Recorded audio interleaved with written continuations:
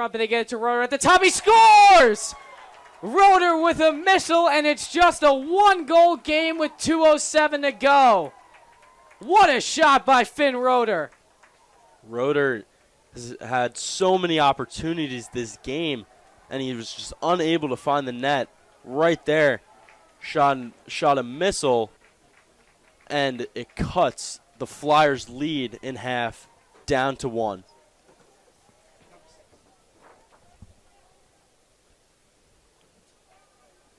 So Walsh will go to the faceoff for the Flyers. And it will be Tellez for the Rams. I'm sorry, that was Schoonmaker. And Walsh wins it for the Flyers. Here's Mark giving it up Bakirs. Even strength here. Chaminade looking to win it. Under 2 minutes to go. 1-goal game. Great defense from Cox. He forces the yard sale. Gets the steal. But now can the Rams clear it against the vicious Chaminade ride? Here's Cox running down the right sideline, looking to get a possession for his team, and they clear it. Schoonmaker across the midfield line. And here's Roeder, who just scored the last goal, looking to make a final push on this Rams attack and look to tie it up here with 1:25 to go. What a game. Great defensive push from the Rams when they most needed it out of any time in this game. Now they have an offensive chance here. Blanc scores! Tie game. Teddy Blanc has tied it for the Rams as they were down 2 just a minute ago, and they get 2 goals inside a minute. We're all squared at 6. The Rams bench goes absolutely crazy as they tied it up, rightfully so. That's the second goal in a row now that's been from the top in the final 1 minute and 15 seconds of the game. And Cataldo was so great in that second half, but he lets up 2 here late as this possession is going to go to Chaminade as they look to make a final push and hopefully win it. 1:10 to go. What a game. We're all squared at 6. It's been Chaminade. They got 3 goals in the third quarter. They were up 6-3, but it's been the opposite here. 3 goals for the Rams in this fourth quarter. We're all squared at 6, and Chaminade can potentially win it here. 50 seconds left if they get a goal. Here we go. Fourth quarter at Gold Star Stadium. Hunsberger controls on the near side. Remember, in the final minute of the second quarter, Flyers gave away the ball. Let's see if they're going to make any changes now. Here's Hunsberger at X coming off a screen. Fires one. It goes wide. That one was really close to trickling in the net, but it goes out of bounds with 26.9 seconds to go, and Voorhees will control it at X. Looking to make one last push and potentially win it for the Flyers in regulation. Here's Mark with a roll dodge. He'll give it up. Shapiro fires one, but it went off his stick. Ball is loose. Who's going to have it? It's kicked out near the midfield line, and a chance for the Rams. Here they come. 5 seconds. Here we go for the win. In front. Oh, it hit the post, and Lowe scores. He scores at the buzzer, and New Canaan has won it. What a game as Lowe wins it for New Canaan. What a goal. And they count it. There may have been a 1/10 of a second left on the clock when they scored. Oh my goodness. What a goal off the rebound by Lowe. And the comeback kings, the New Canaan Rams, have defeated Chaminade 7-6 and swept the season series against the Flyers as they come here to Gold Star Stadium and defeat the Flyers in a wild comeback. But as I was saying, Ruddy with 2 goals for the Friars lead them to a 5-2 lead after this first quarter as both teams looking to get a huge win and capture that number 1 seed in the playoffs. Huge implications on the line. Chaminade looking for a comeback here. Down 5-2. Lots of time to go as we've seen some good moments from them, especially on the offensive end. Gavin Lynch controls, but Parker McDonald's playing some good defense. Here's Lynch with a shot, and that one went high, and he draws a flag. Let's see what the call is. It looks like it's going to be on St. Anthony's.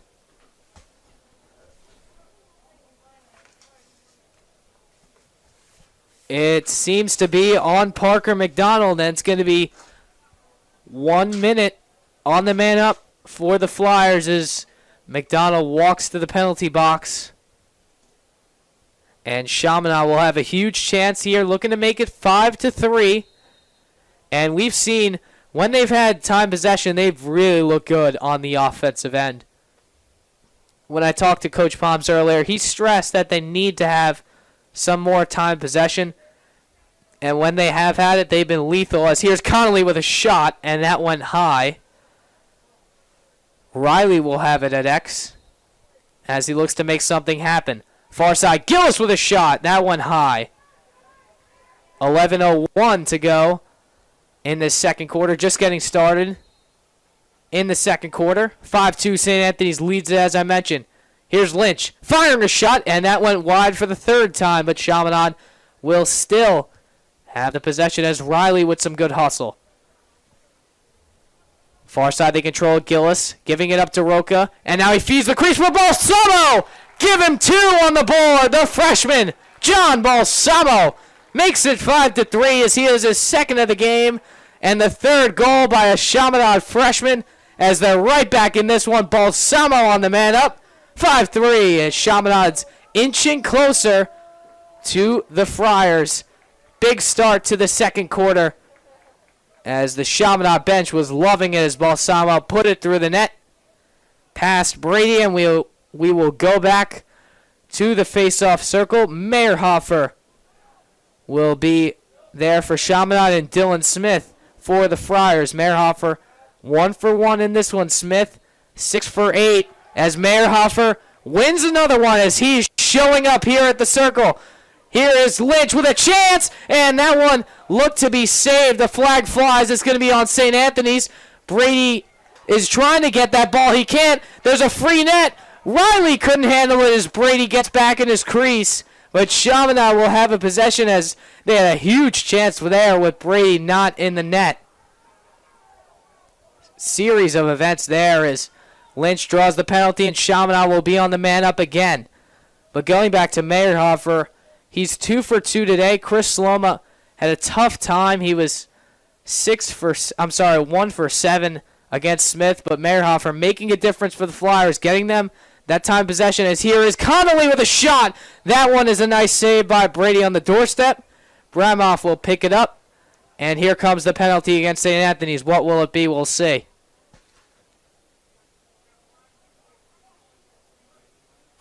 It's going to be on Parker McDonald again as a 1-minute slash by him, and he'll be in the box again as Chaminade looks to convert for the second straight time on the man up here in this second quarter. Under 10 to go, 5-3 our score. James Gillis controls on the far side. He'll give it up to X with Balsamo. Chaminade swinging it around here. Connolly controls. Here's DeRocha. Now Gillis. Trying to find someone as Chaminade just gets settled into this man-up situation. Here's Connolly with a shot, and that's a beautiful save as Brady denied it. Chaminade will have it now with Balsamo. They swing it to the top. It's Connolly feeding the crease. Gillis scores! James Gillis with a missile, and it gets by Brady. It's 5-4 as Chaminade is making a difference on the offensive end. Gillis and Balsamo both with 2. The freshman duo working here for the Flyers as we go back to the circle, and Chaminade's right back in this one.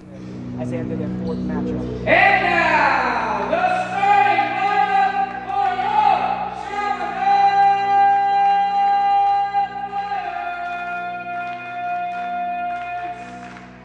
And guard, standing 6 foot tall, number 22, David Butcher.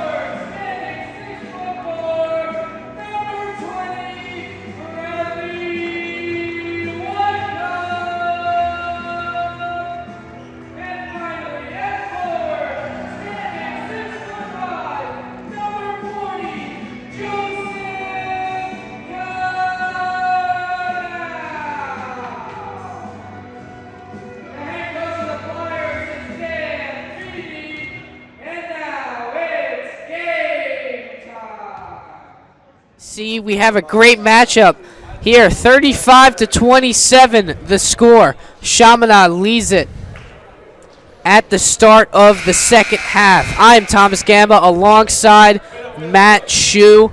Matt, what are you looking for in this one? St. John's had a good second quarter, as we talked about at the end of the first half. What are you looking for on both sides here? Well, St. John's, I just feel like they got to keep Chaminade off the three-point line. I mean, you got Joe Layden hitting threes left and right, and he just needs to be stopped. Yes, he definitely does. He had a big first half, 7 points, 4 rebounds, 4 assists, and a steal to go along with that. The leading scorer for Chaminade, Salvatore Salamone. Along with him, 7 points for Courtney, 8 points, for Salamone. 7 for the point guard, Prendergast. On the other side, Cullinan with 12 points. 8 points for Brendan Walter, who had a big first quarter. And 4 points for Stephen Monty off the bench, as this one's taken by St. John the Baptist. The other way, it's Sandoval going over Layden, and it's no good. Rebound taken away by Salamone. The other way come the Flyers. It's Layden at the wing. Trying to get inside to Gregory, he does. In the paint, kicks it back out, swinging around. Prendergast at the wing for 3, it's good. James Prendergast, the leading scorer in this one. First double-digit score for the Flyers, and the lead is back to double digits, 11 points. First time since the start of the second quarter. Like you said, Prendergast, leading scorer for Chaminade. He's got 10 points so far, which is the first kid on Chaminade to double digits, so hopefully he continues this pace into the rest of the second half. That one's swatted away by Colin Courtney. A good pass from Sandoval into Melendez, but Courtney said no. Near the rim, as Stephen Monty's going to come back into the game. As I mentioned earlier, 4 points, 2 rebounds, and 1 assist for him off the bench today. He's been a big contributor for this Cougar team. They're trying to minimize the lead. They got away from this themselves at the end of that second quarter, but they really want to get back to what they were doing. They got the lead down to as little as 2, but Chaminade pulled away at the end of that second quarter, and they now lead it by 11. Cullinan was fouled, and he's going to go to the line for 2 shots. Foul is on Colin Courtney. That's his second, Chaminade's first of this half. John Cullinan, St. John the Baptist leading scorer with 12 points. Let's see if he could add another 2 onto his total. Yep, just as you said, he makes the first. Lead cut down to 10 here.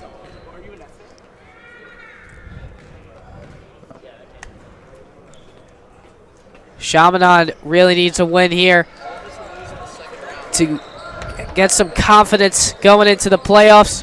St. John the Baptist wants to get a big upset. They're 1-11. Their only win was last Friday against St. Mary's, and they just want to get the big upset against Chaminade here. It'll be huge for their school and get some confidence for their players. As Salamo with the right hand, it's good in the paint. Really nice play there by Salomon, just trying to find an open lane, gets it, gets the easy layup. Walter in the paint with a circus shot. Oh, it's good, and the foul. What a basket from Brendan Walter. He went up and under in the air, and he finishes with the contact. That's Prendergast's second foul, and Walter is looking to finish off the three-point play. Walter's got 8 points so far, so not St. John's leading scorer, but close to it. Let's see if he can get that 9th point right here. As you said, he makes the free throw. Lead cut down to 8, 40-32. 6 minutes to go in this third quarter. We have a thriller here between the two JV teams. Salamo with a short jump shot. No good. Rebound tipped out of bounds off of William Daly, so it's going to stay with Chaminade. You heard me saying in the first half that Liam Gregory's size is one of his best traits as a player, and he delivered there, just batting it off of the St. John's player and forcing it out of bounds. That's a foul on St. John's as Courtney was driving into the paint. We're back live here from Aviator Field alongside Jack Keys. I'm Thomas Gamba. Greg Bessel will lead off this inning, and a new pitcher for the Clippers. It's Dante Morabito. Jack, what could you tell us about Mr. Morabito? Well, the righty is from St. Joseph's University on Long Island. He's had two opportunities in the postseason, 4 scoreless innings, 3 of those coming in Game 3 of the semifinal against Sag Harbor. As that one is crushed on a first pitch by Bessel, back at the wall, and it is gone. So we were saying he had 4 scoreless innings in the playoffs. The first pitch he throws is a long bomb from Bessel, and he'll take the trot. It is 11-4 as the Aviators inch closer with a run here in the bottom of the 7th as Bessel taps home plate. And it's 11-4. Clippers still leading it. Well, it's not an HCBL game without an announcer's jinx, Thomas. I'm telling you that. There's never a game without that in anything. And we just experienced it there. Praising him and lets up a bomb on the first pitch. And now Ethan Guerra will come to the plate as he fouls off the first pitch. It's 0-1. Guerra is 0 for 3 today. So Morabito has just let up his first earned run in the playoffs. It's 11-4. Clippers still lead it and have a sizable lead at 7 as Guerra takes ball 1 outside. It is 1-1 the count. If you're the Aviators, that's the type of stuff you're going to need to get back in this game. The type of confidence as Morabito puts one on the outside of the zone. It is 1-2. Questionable call there from the home plate umpire. And just tying a bow on Bobby Finn's night, 6 innings pitched, 3 hits, 3 walks, 3 Ks, and 3 earned runs. A productive evening for Mr. Finn. He is set to get the win if the Clippers can close this one out as Morabito puts one outside. It's 2-2 to Guerra. No runners on, no outs. Here in the bottom of the 7th inning, 11-4, Clippers lead it as Guerra drills this 1-2 deep right field, and that's going to get down the gap for a base hit. It will get to the wall. Guerra busting his horse, and he'll get to second base easily with a double. So 2 straight hits off of Dante Morabito out of the bullpen after we were just praising him. And now Matt Torres will come up to the plate with Guerra at second and no outs. Matt Torres, part of this dangerous group of Aviators hitters, and like I said, few runs chopping away at this lead. That's all they need here in the bottom of the 7th. And we all know they could do it. Such an explosive offense all season. Looking to come back here in Game 3. Must-win game for both teams as Morabito puts one in the zone for strike 1. 0-1 the count. That one was right down the middle to Torres, and he took it. Morabito takes a look over at Guerra at second and fires the 0-1. That one is just inside. 1-1 the count. Torres is 0 for 2. He reached base in his first at-bat. And also scored a run. As Torres takes one down in the dirt. It's 2-1 the count. Good eye from Matt Torres. Morabito takes another look over at Guerra at second and fires the 2-1 to Torres, and that one is just at the bottom of the zone. Close call there, but Morabito gets it, and the count is even at 2. Yeah, Torres just having a word with the umpire. Low in the zone, questionable call, but he'll have to dig in once more. Looking to be the 3rd straight base runner to get on base as Morabito steps on the bag. Steps off the bag, excuse me.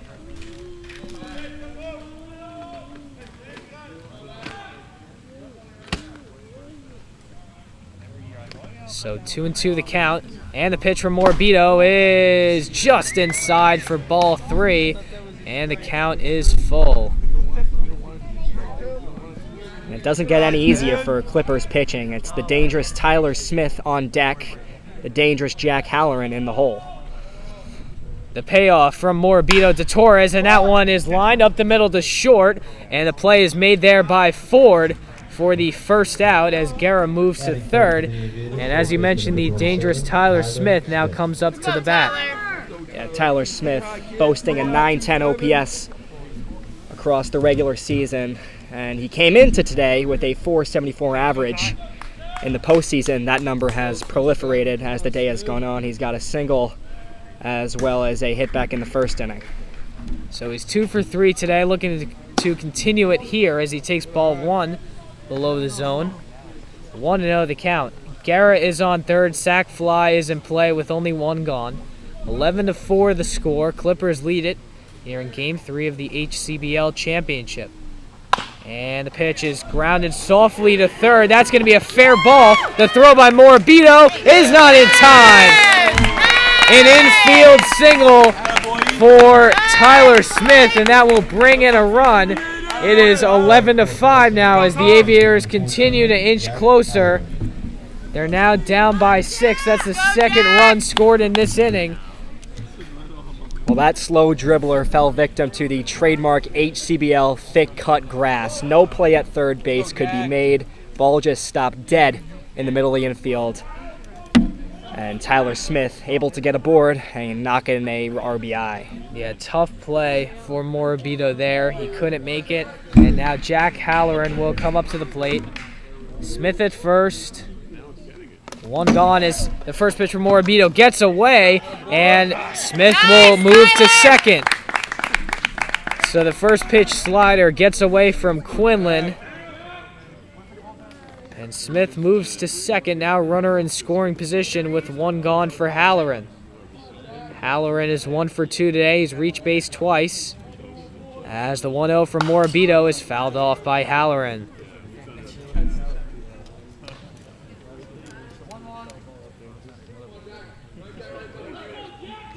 Thomas Gamba here with Zach Keys. Let's go, 1-4. The 1-1 from Morabito is just upstairs and inside. It's 2-1.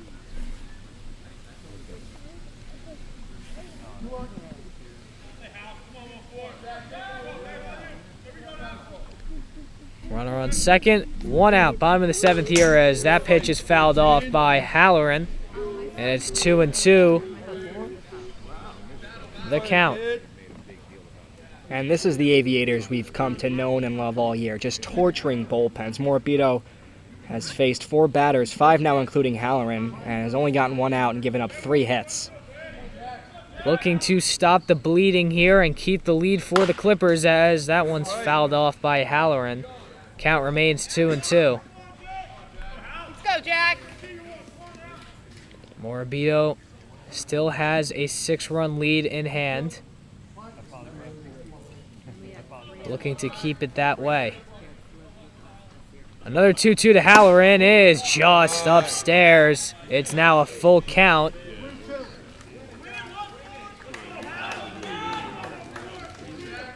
Halloran looking to make the Aviators have another base runner and the 4th of this inning.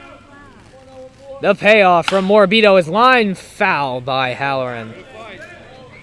So he continues to stay in the at-bat. That one was laced just a tad early from Jack Halloran. The 8th pitch of the at-bat coming up. Morabito looking to get this second out of this bottom of the 7th. Another payoff pitch is laced by Halloran into left, but it's not going to be deep enough as Kirpada makes the catch out there and left. And that's the second out. Let's go, Ethan. Once again, Halloran all over that, but Kirpada was positioned perfectly, didn't have to move to make that play.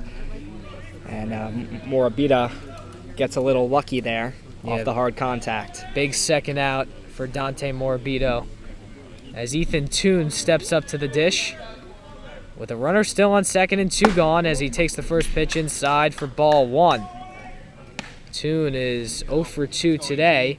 He was hit by a pitch in his first plate appearance. 1-0 the count. Smith still on second base as Toon pops up this pitch into shallow right field. Feremi is there, and that will end the inning. So Morabito lets up 2 runs as we move to the 8th inning. Clippers still have the lead. They lead it 11-5 as they're just 2 innings away from their second HCBL championship. Stay tuned. We are live here for the post-game interview with second baseman Brady Steinert and starting pitcher Andrew Fingleton. Thomas Gamba here with you from Mash Ash Amulet Park. Andrew, the first question for you. You pitched 6 innings, let